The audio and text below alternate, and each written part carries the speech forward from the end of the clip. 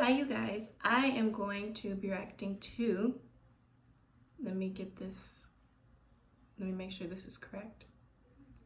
Therapist reacts to Jada and Will.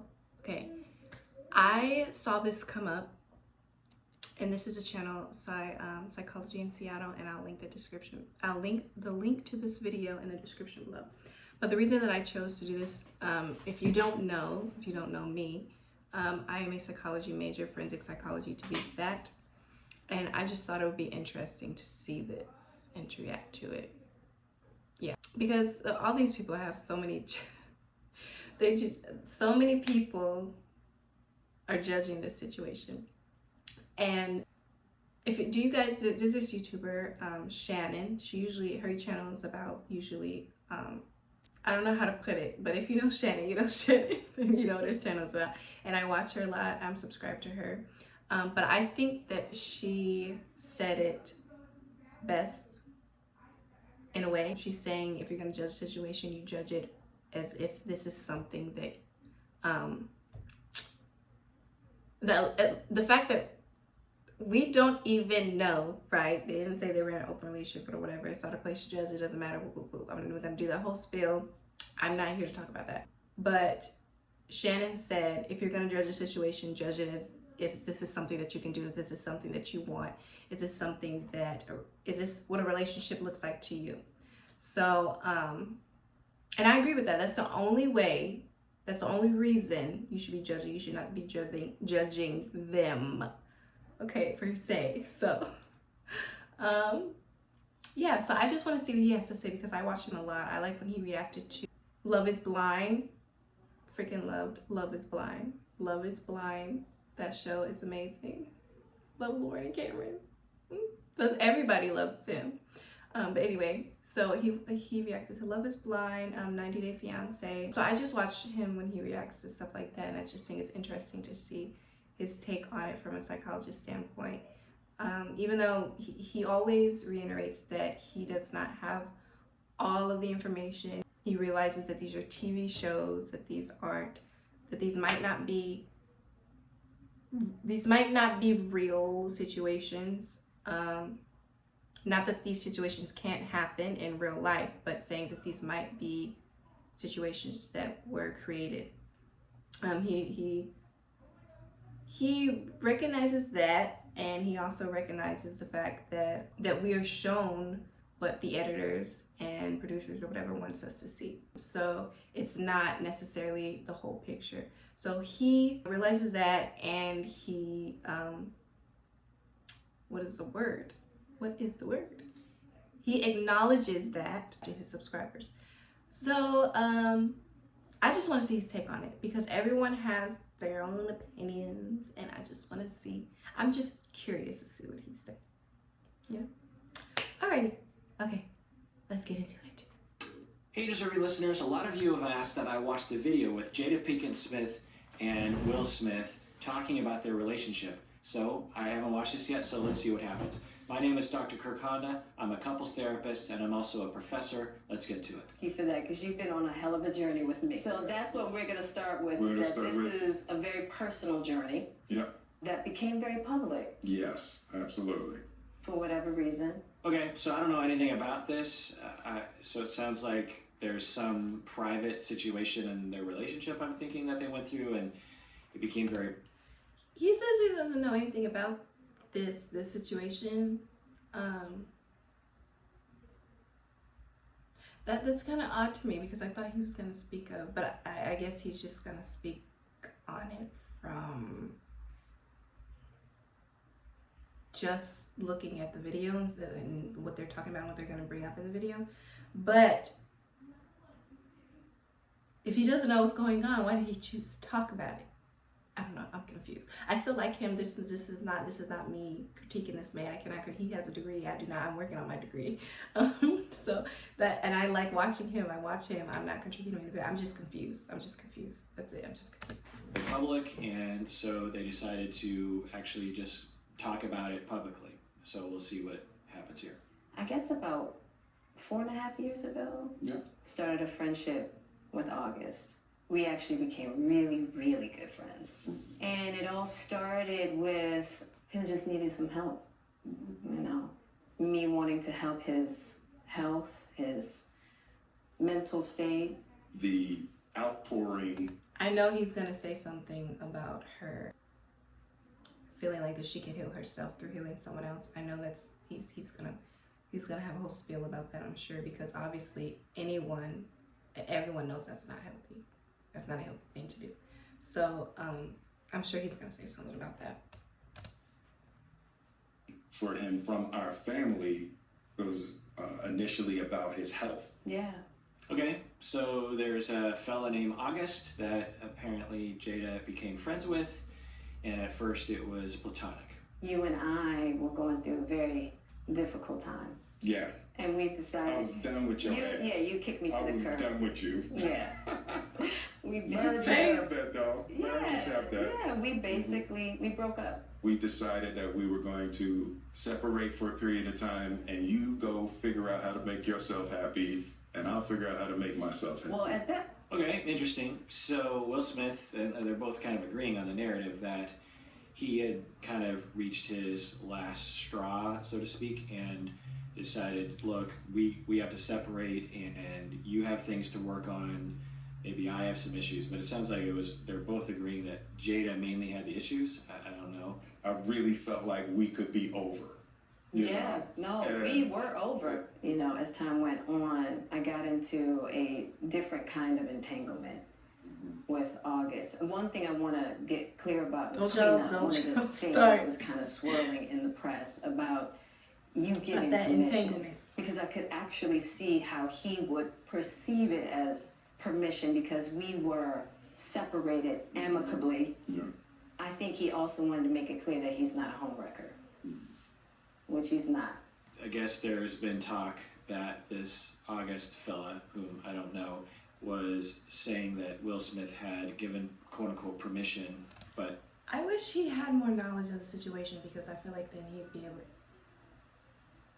I don't know, put more input into, because I think a big part of what I was expecting from this is the fact that this is a couple in the public eye and that all their business is seemingly out pertaining to this situation. So I really I just thought that he was going to really dive into that part, with the judgment, the public, and not so much just the situation. You know, I don't know. Let's see. the two of them are saying that it was more along the lines of they were effectively separated, moving towards divorce, and the two of them were okay with dating other people. So is that what the internet is interested in this? I'm trying to look for why the internet wants me to what talk did he about say? this. Is that what the salacious nature, effectively separated, moving towards divorce, and the two of them were okay with dating other people? So is that what the internet is interested in this? I'm trying to look for why the internet wants me to talk about this. Is that what the salacious nature of this? Like, oh, Will Smith gave permission for Jada to have sex with another man, or when the two of them were just saying, look, we had a hard time in our marriage, we separated, we were looking like we were going to get a divorce, I'll start dating, you start dating. Yeah, and then I got into an entanglement with August. That's what I said. An entanglement? Yes. Yes. A relationship? Yes, it was a relationship, absolutely. I was in a lot of pain, and I was very broken. Now, in the process of that relationship, I definitely realized that you can't find happiness outside of yourself. Mm-hmm. And luckily enough, you and I were also going through a process of healing in a much different manner. I would definitely say we did everything that we... That's interesting because they talked about when they were separating that what Will Smith said, he was like, you go figure out how to make yourself happy and I figure out how to make myself happy.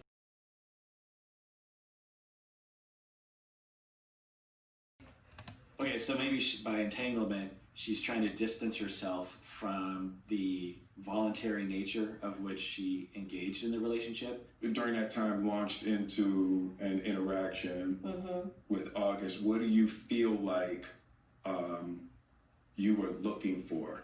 I just wanted to feel good. Mm-hmm. had been so long since I felt good.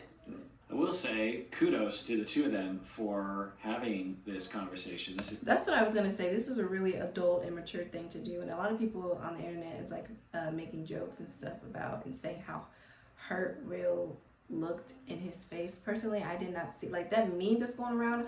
I don't know when y'all got that. Like where did y'all pause and screenshot that? Because to me, when I watched it on Red Table Talk, it didn't look like that he was hurt.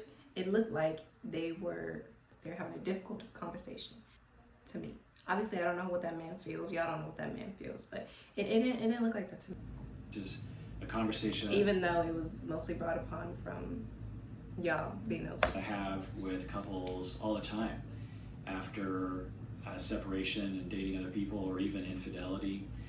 And this is real life right here. This is real life.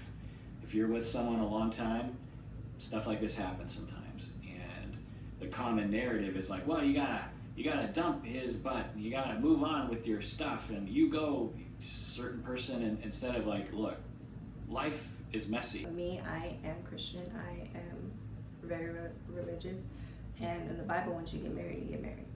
I mean, I know there's situations, but there is a ton of situations, a ton of narratives, a ton of reasons why you could and should get a divorce. But that is why you need to really, that's why marriage is so serious. It's so serious.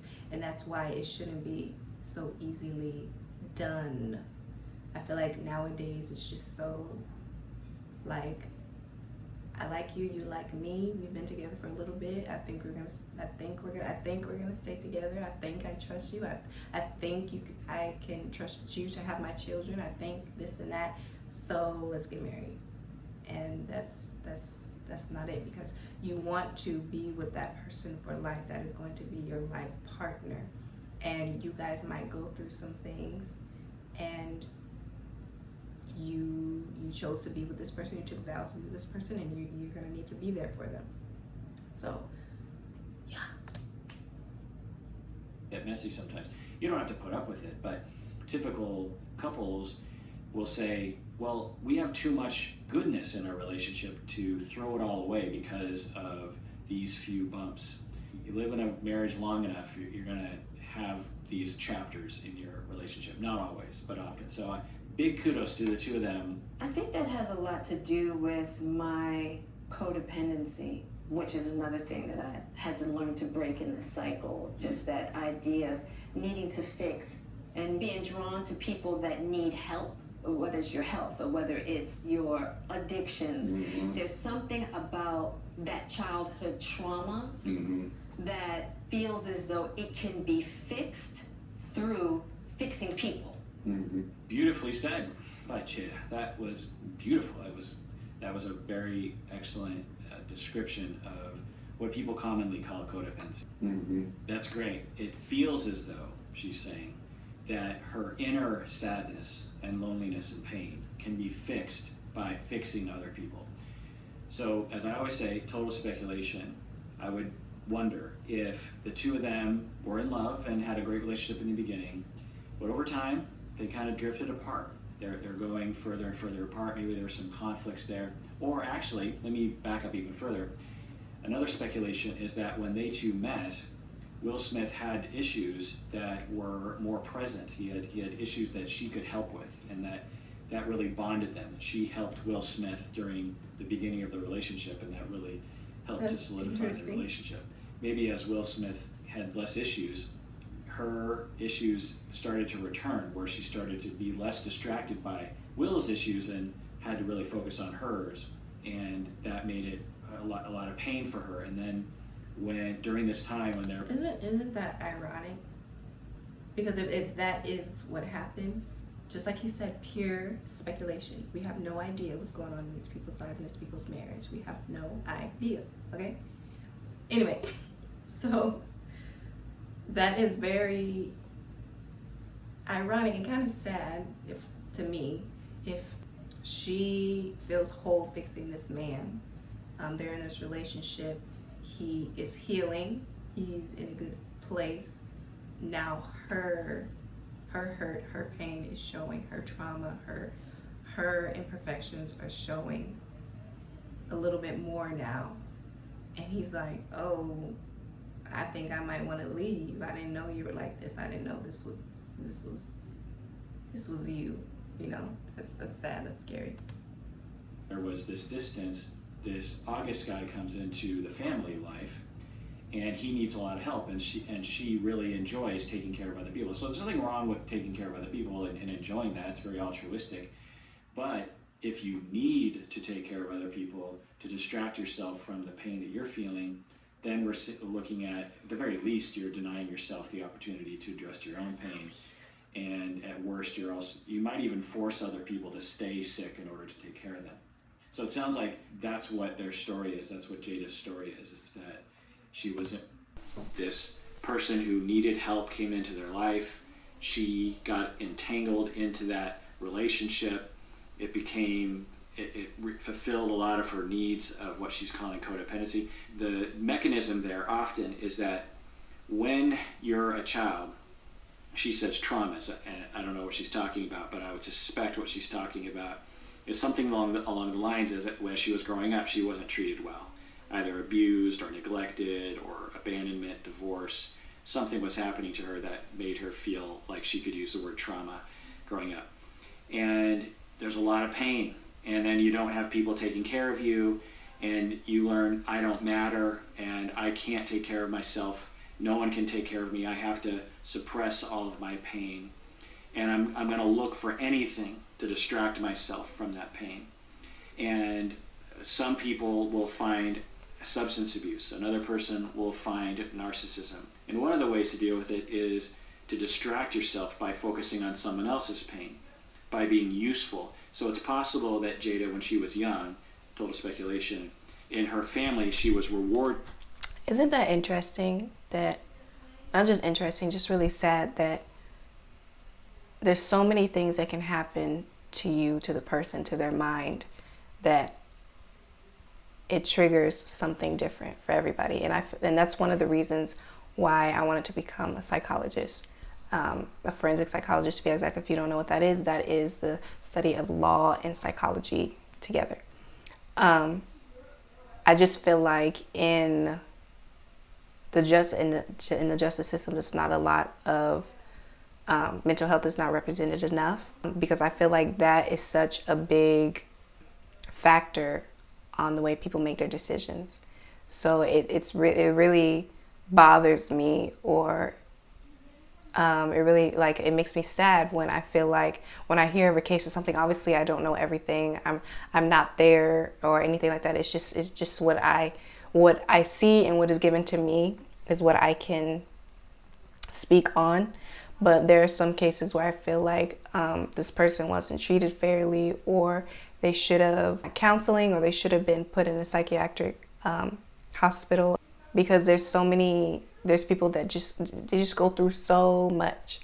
And I feel like down the line that makes certain people make one mistake, and I don't think that's fair.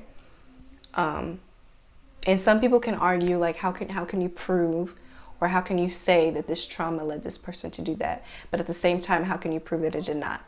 And to me, I feel like the way someone grew up, the things that they've experienced, and some of the trauma that they've had to take on, to me, I feel like it's just, in some moments of your life, that kicks in. And I think it's not fair, because our minds are such powerful things, and I don't think it's talked about enough. I just don't think it is. So, yeah.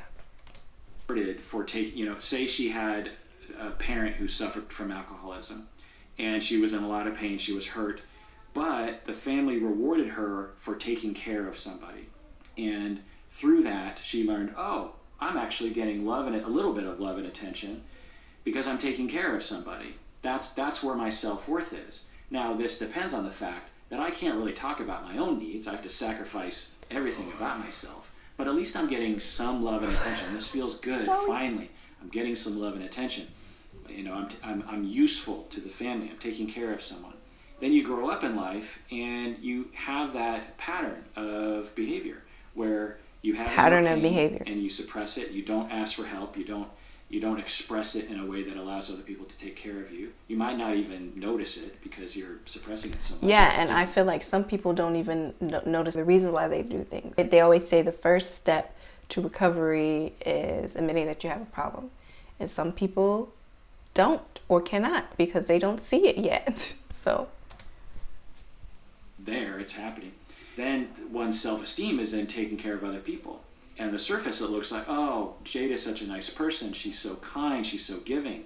But underneath all of that giving is resentment and anger and pain and unmet needs, martyrdom, self-sacrifice, and anger about, like, how come no one's taking care of me?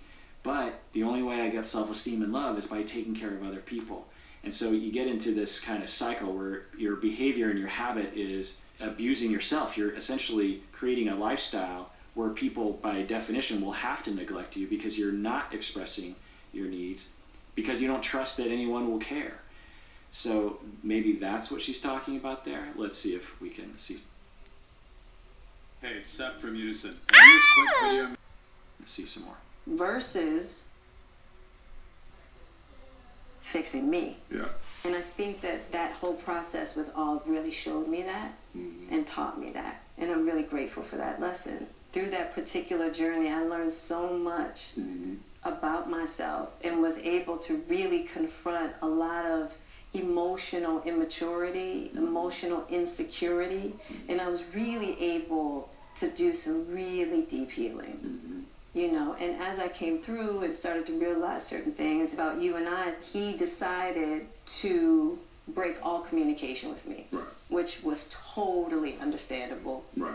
It sounds like she started to maybe pull away from August a little bit and maybe think, well, maybe now that I'm healing, maybe I can go back to Will and maybe we can start working on our marriage again.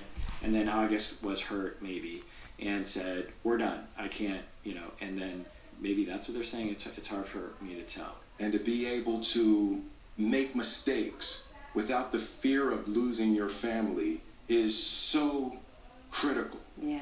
It's the idea of any relationship and trying to get to deeper understanding of love is going to be forged in fire. Yeah. So this is great. They're modeling for all of us that it's totally normal to have bumps in the road, to have messiness, to have moments of shame or difficulty, and to recover from those moments and to even get stronger. That forged in fire metaphor is good.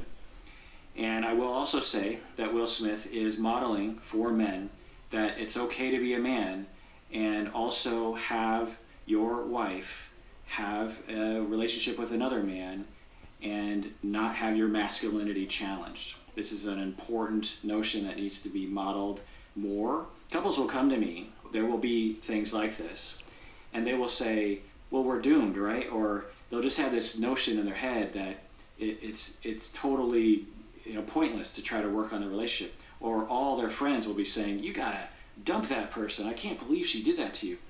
But they don't want to dump the person. They see a lot of value in their relationship, and they come to me and they're thinking, and they're saying to me, do we have a chance? And I'm like, yeah, you have a chance. You have a huge chance to work this out if you want to work this out. And a lot of couples have bumps in the road like this. And as a couples therapist, I hear those stories. The internet and the world often doesn't hear these stories, so they'll feel strange to you, but they're very commonplace. We have really gotten to that new place Yes. of unconditional love.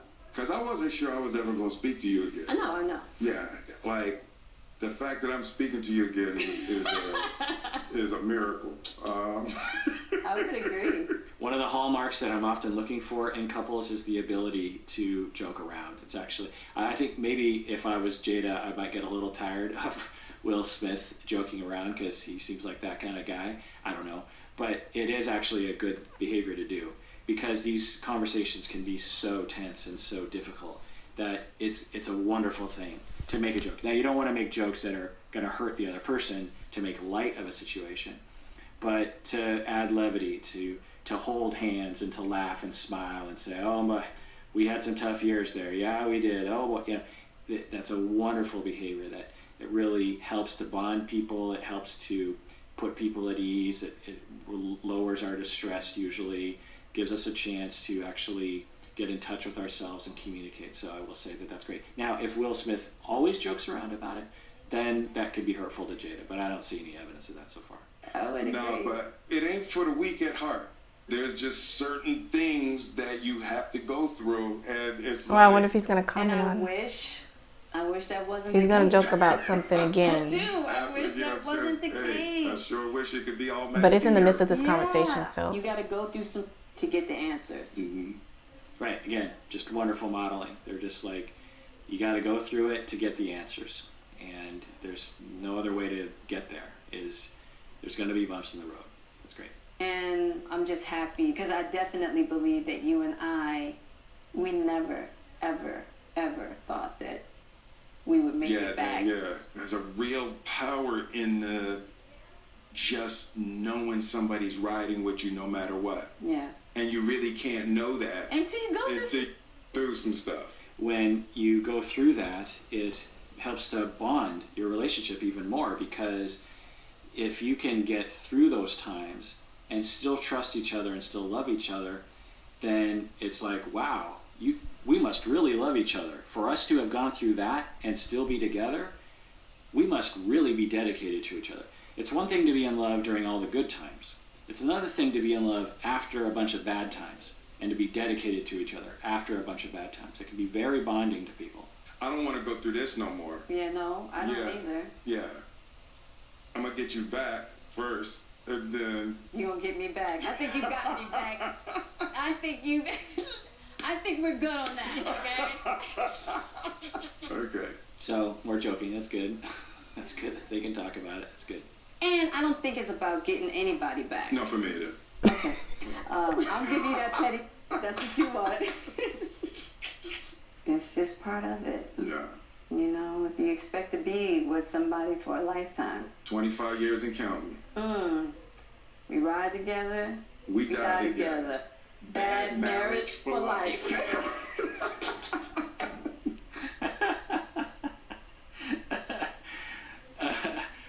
It kind of brings a tear to my eye as I'm laughing, because I know what they're saying, you know, and yeah, and I feel like a lot of people took that out of context, because even though I guess they could have worded it better, but this is them. They know what they meant. Use common sense, and they know what they meant, so that's all that matters. But obviously, when they said bad marriage for life, to me that meant there are going to be more issues. There are going to be more bumps in the road. But we're in this for life, right? Not necessarily a bad, horrible marriage, hopefully. But that's how I took it. emotions behind that, the dedication to each other behind that, it's really quite moving. All right, well, that does it for that. I hope that I reacted in a way that is satisfying to you. I never really know. Well, that was interesting. I thought he already had like an idea of what was going on, but I still enjoyed watching him, and he still had some insight onto it. So yeah, so I like that. Let me know if you guys enjoyed that reaction, and come back. Bye.